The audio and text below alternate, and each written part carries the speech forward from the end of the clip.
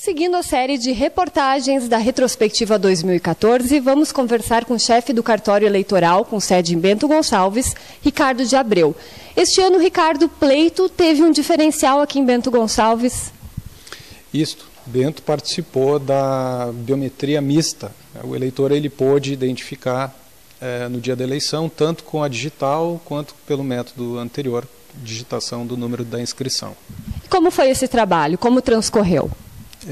Nós tivemos, como foi uma novidade, né, nos municípios termos que todos os eleitores estavam cadastrados com as digitais, alguns problemas pontuais em algumas sessões, porque acabou formando filas, né, em função de um efeito cascata. Quando demora um eleitor e acaba chegando mais gente,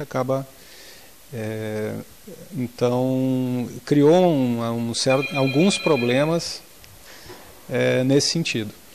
Então, tudo era novidade, tanto para o eleitor quanto para o mesário, e essa foi a explicação que nós podemos dar para o que aconteceu, tanto é que no segundo turno, onde já não era novidade tanto assim, já era uma segunda experiência, e a eleição no segundo turno era mais simples, né, somente para os cargos majoritários, né?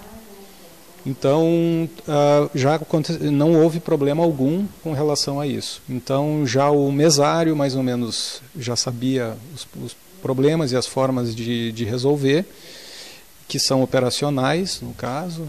O eleitor também já sabia mais ou menos como posicionar o dedo mais fácil de ser identificado pelo equipamento. Então, aí o segundo turno foi mais tranquilo. E com esse novo formato, é importante lembrar que a urna tradicional ela não vai ser extinta. A biometria não é uma segunda urna ou uma urna substituta, né? Não, a urna é a mesma, apenas é o sistema que roda a identificação biométrica do eleitor. E quais as perspectivas daqui para frente, para os próximos pleitos? Algumas coisas em reuniões, a gente acabou colhendo as informações de todas as zonas eleitorais e a gente tem um planejamento para algumas melhoras.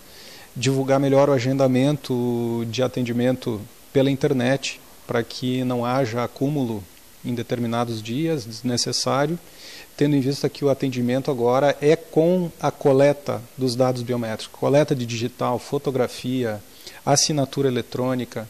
Isso demora um pouco mais no atendimento ao eleitor. Se vierem todos no mesmo dia, isso vai causar problemas. Então a gente vai ter que divulgar melhor o agendamento pela internet. Vamos ter também que solicitar uma melhora no próprio equipamento de coleta biométrico, porque ele é fundamental para que no dia da eleição ocorra a identificação de uma maneira fácil, que a coleta aqui durante o atendimento também seja com equipamentos bons, que possam facilitar, digamos assim, essa coleta.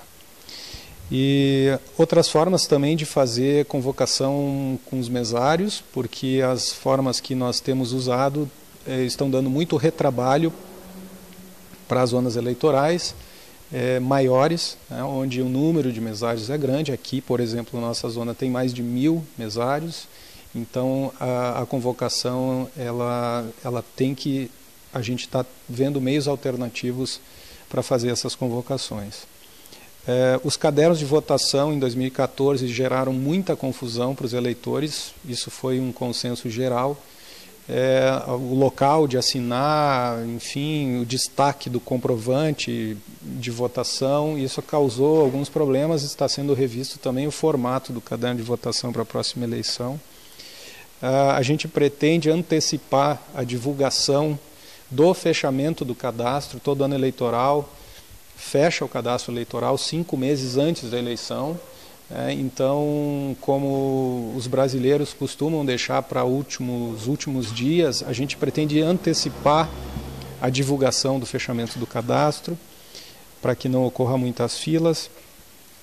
Também a questão da justificativa eleitoral após a eleição, ela causa muita confusão para o eleitor, porque são duas formas. A justificativa eletrônica é no dia da eleição, ela é feita pelo eleitor em qualquer sessão eleitoral no país, então, no dia da eleição, no horário da eleição, ele comparecendo à sessão eleitoral, ele faz a justificativa, quando ele está fora da sua cidade. Essa é uma justificativa. A que vem depois da eleição é aquela justificativa que é apresentada ao juiz eleitoral por pessoas que estavam hospitalizadas ou estavam no exterior ou por alguma razão comprovada pelo eleitor com documento, comprovando então que ele não tinha condições de ter comparecido para a votação. Já que no Brasil o voto é obrigatório. Então essa posterior eleição é somente nesses casos e ela deve ser dirigida ao seu juiz eleitoral. Então isso causou bastante, então a gente precisa divulgar mais isso.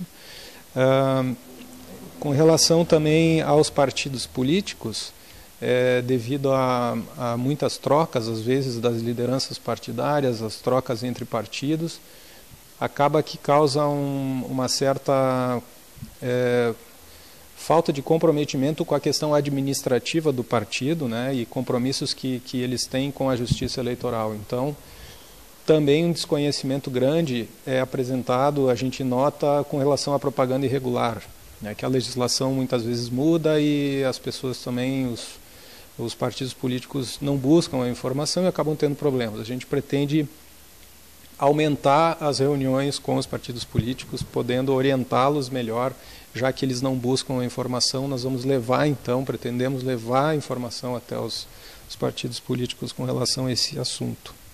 Essa eleição, então, esse pleito desse ano, serviu como uma experiência positiva para que vocês planejassem as próximas eleições e tentassem organizar da melhor forma possível? Sim, esse é um processo contínuo na Justiça Eleitoral, muito cobrado pelos tribunais regionais nas zonas eleitorais, onde realmente ocorrem as eleições. E então a gente procura sempre coletar essas informações, a gente tem reuniões entre as zonas eleitorais e para que a gente possa, através de relatórios, aprimorar, dar esse retorno ao Tribunal Regional Eleitoral para que ele então pleiteie junto ao Tribunal Superior Eleitoral algumas alterações em sistemas e também algumas alterações procedimentais que sejam regulamentadas internamente para que as zonas eleitorais possam agir de forma uniforme e sempre aprimorando o serviço. E por fim também uma meta nossa, duas metas finais seria o contínuo aperfeiçoamento na acessibilidade do eleitor. Quer dizer, nós temos um crescimento, foi visto um crescimento de 12% do eleitorado com dificuldades de acessibilidade. Então a gente precisa aprimorar as sessões eleitorais também nessa questão da acessibilidade. Esse ano até foi positivo porque teve uma alteração, todas as urnas eleitorais podiam ter o áudio habilitado para os deficientes visuais, que não era possível na eleição anterior, então isso já foi um avanço.